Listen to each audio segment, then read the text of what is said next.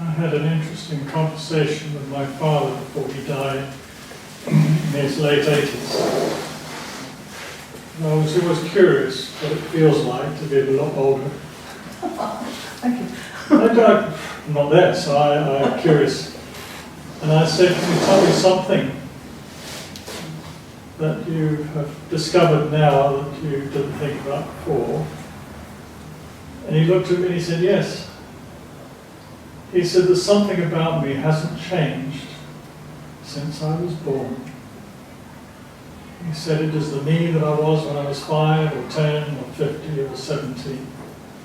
And it's nothing to do with what I acquired over the years. It's nothing to do with me acquiring a name, a job, anything like that. There's something about me which is so clearly me that has not changed. That's stuck in my mind ever since.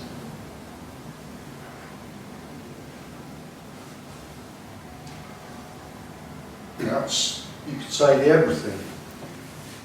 That's what's left when the I collapses, and this still goes on. Yeah. Well, I get a sense it's the only thing that's real. Yeah, yeah, yes. Yeah. Yeah.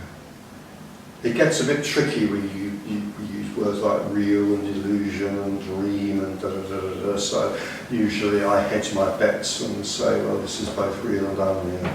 Well, this is a real dream. Yeah, the term real is something that does not change. Fair enough, yeah. Because things that change can't be real by the virtue that they change. Doesn't everything change? Everything but.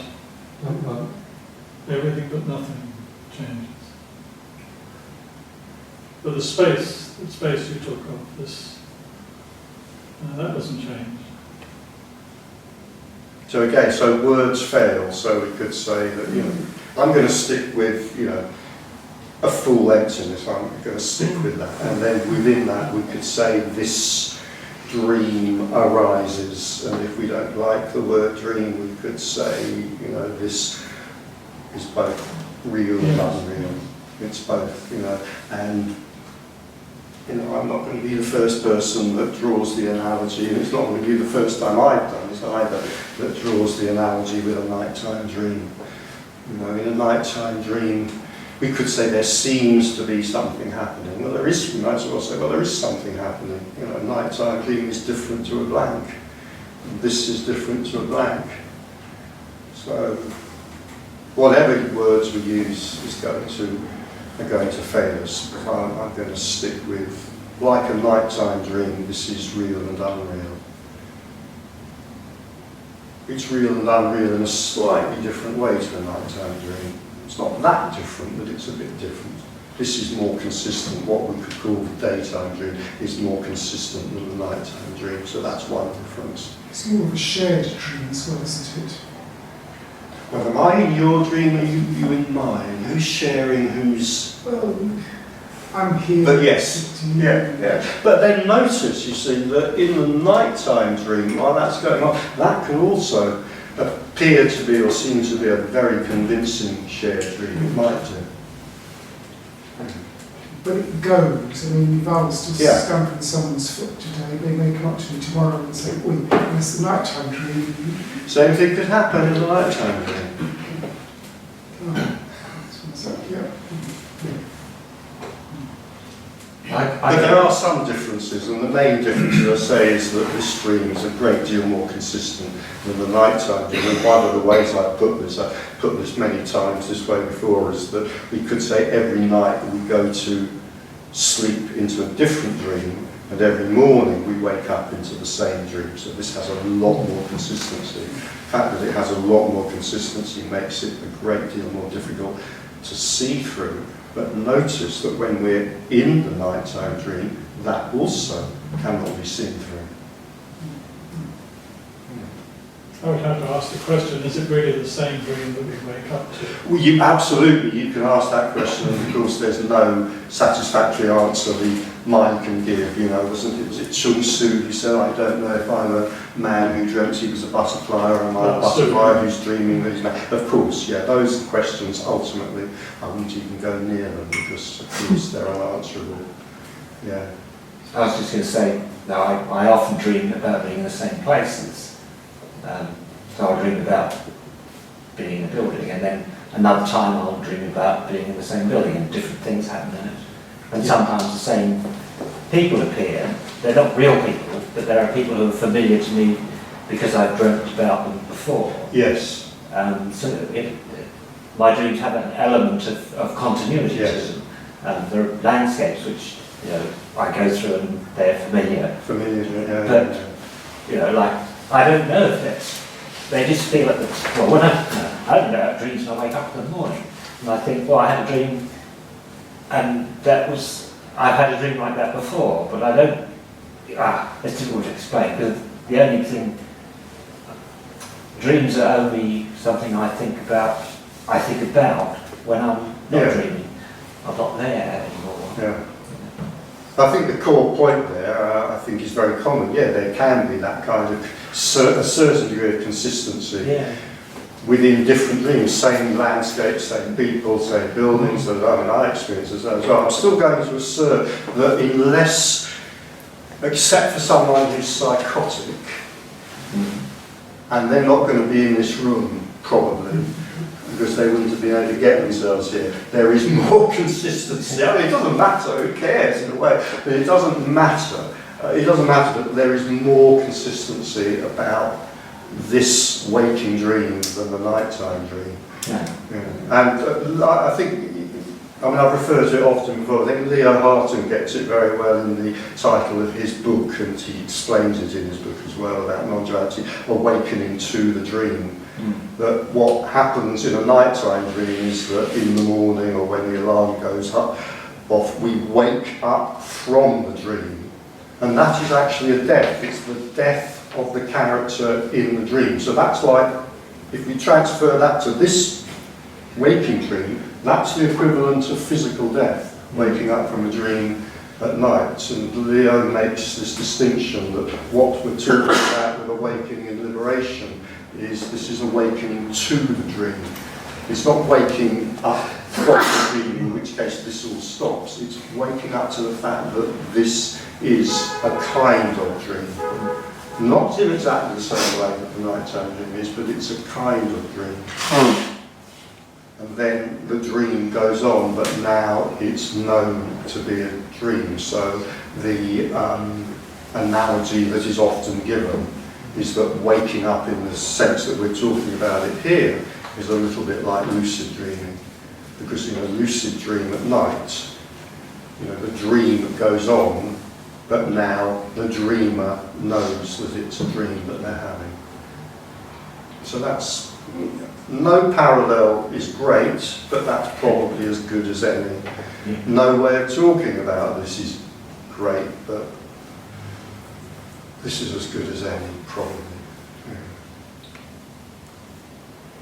I don't know whether, I mean, you may not share this, but I feel like, you know, having said that this is freedom in various ways, I think one of the freedoms is, in a way, it is a kind of freedom from wrestling to try to get this right mentally and in language, in the knowledge that that is absolutely impossible. It cannot be done. It just cannot be done. And in a way, that isn't really any more of a mystery than the fact that we can't get the taste of a banana in words.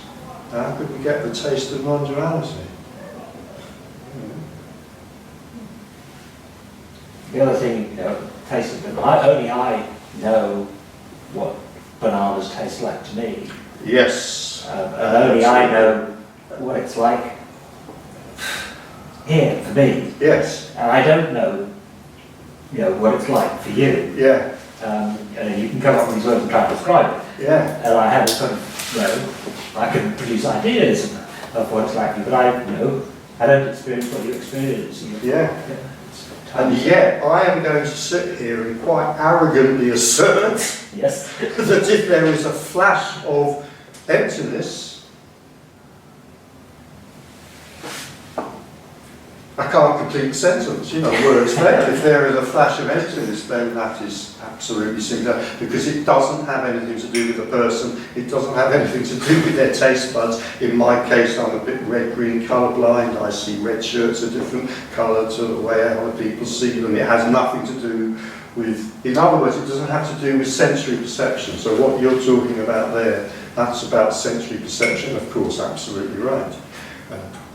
People of a philosophical bent argue for 30 years about such things and get nowhere and never will.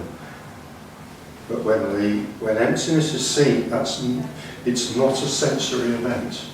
So I'm going to sit here and I'm going to assert something, and I'm going to assert two things. Firstly, I'm going to assert that when emptiness is seen, it is absolutely known to be empty. The second thing I'm going to assert is I could sit here for the next 6 hours. I couldn't prove that. So if you want to reject it, it's fine. Nothing that's said here can be, is anything more than it's a slightly pompous word, but a pointer. That's the word we use, isn't it? We can't describe this, but we can point towards it. I find emptiness intriguing when used in terms of non-duality. It's like empty of opposites. Empty of everything. Well, everything are opposites. So if it's empty of opposites, there's nothing. But also intriguing in terms of time. If you say, what does non-duality do to time? Was it yesterday? Collapses it. Tomorrow? Was it yesterday? Was it tomorrow? Was it a Big Bang? Was there all these billions of years in between? Totally collapses it. Madness, it's gone. And yet there's memory. And maybe expectations, memory of the past, and perhaps expectation of the future, and yet there's a knowing that all of that is nonsense. I mean, it's like time collapses, and yet not only does a person live in time with their memories and their fears and their hopes and their nostalgias and regrets and anguish and so forth, not only does a person live in time, but when the person is seen through, unless there's physical death, time still seems to unfold. I said before, time is to a person like, this is probably not original, I'm sure this probably comes from Zen or Taoism. Time is the water through which the person flows. As a fish swims through water, a person swims through time, and that goes on unless physical death occurs.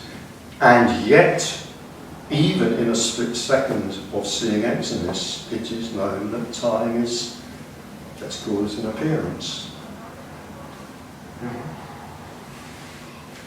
And the way I tried to put this years ago, when I wrote my first mercifully short book about this, unfortunately since then they got longer and longer and longer until they got so long that I've actually had to give them up in case writing them became an addiction. But in that first very short book, I tried to describe it. I had no idea if this works, but it kind of works for me. That there's something about even a flash of awakening that collapses time. Well, the past. Let's talk about memory in the past. That's part of time. It collapses the past from a three-dimensional entity into a two-dimensional entity. It's like the past goes from being like a model, like a model village, a three-dimensional model village, into a painting or a photograph. And the point of that is that if I have a three-dimensional model of everything that seemed to happen to me in the past, then it seems quite real. I can get into that model and I can walk around in it. I mean, obviously it's not the same thing as actual reality, in inverted commas. But as most of us know from our lives as people, the past can have a very, very powerful grip on us. The past can seem far, far more real than the present. And the feelings that attach to the past, like regret and nostalgia and all of those sorts of things, sadness, whatever, joy sometimes as well. So to the person living an ordinary life, there can be a lot of reality in the past. It's like I can wander around inside a model of what was once my life. What tends to happen with awakening is that just all collapses into it becomes like a two-dimensional picture, and the point of that is that the information is all still there. All the information is still there. So we're not talking about amnesia or Alzheimer's or senility or dementia or even simply forgetting. All the information is there, but the life has gone out of it. You can't climb into a two-dimensional painting and walk around in it like you can in a model. So it's like the hooks of the past, or the drawer of the past, or the magnetic pull to keep going back to the past. So And it just collapses, and it has no purchase anymore. Yeah. Even a split second of awakening, that can happen. It's like past and future, the reality of past and future collapse. And yet, this body-mind organism still lives in something that unfolds called time. So there's no past, and yet there's a memory of this having come here today, having set out from a small provincial town some hours ago, caught a train. You know, how mad is that? It's mad, it's completely mad. A bit like a book that's closed, it's all there because it's all here now, right? This moment. Yeah. I did once attend a non-duality meeting long ago, somebody else's, and there was like a half-hour argument about whether the book actually had words in it, because it was closed on the shelf and we couldn't see the words. And then I think it moved on to whether the person speaking had a back to their head, because we couldn't see it. Terribly, I mean, this can spiral down into very and I can't say unproductive chance, because this is never productive. It's not meant to be productive. It's a famous philosophical debate about, isn't it? That happened in the 19th century, I think. That one, And probably the 18th, 17th and 16th centuries as well. Yeah, let's not even go there. Yeah. Plato You had could a lot say to this is... about it, yes, Plato had a lot to say about that. Yeah, that might be one of the reasons I don't want to go there. Not a great fan of Spend Plato. too much time. So why is this phenomenon? Don't get me started on Plato, please. Why the phenomenon of each book getting longer and longer? Why? Yes. You know, you've been coming to talks long enough to know I'm never going to answer a question that starts with the word why, so can we reframe it? There's no answer to there's no answer. There are many answers to why questions, they're all stories. Why did they get longer and longer? Something to do. I like sitting in coffee bars. I don't know. That's because we're addicted to duality. I'm addicted to coffee. Isn't it the longer, I mean, it's harder and harder to write a shorter book, isn't it? Is it Mark Twain who said it? Yeah. Write a shorter book. Yeah. I should have stopped after the first one, I know. I've stopped now, don't worry. Well, you have stopped. Yeah. That's why the last one was so damn long. Yeah. I wanted to get everything possible into it, so I know I had to write another one.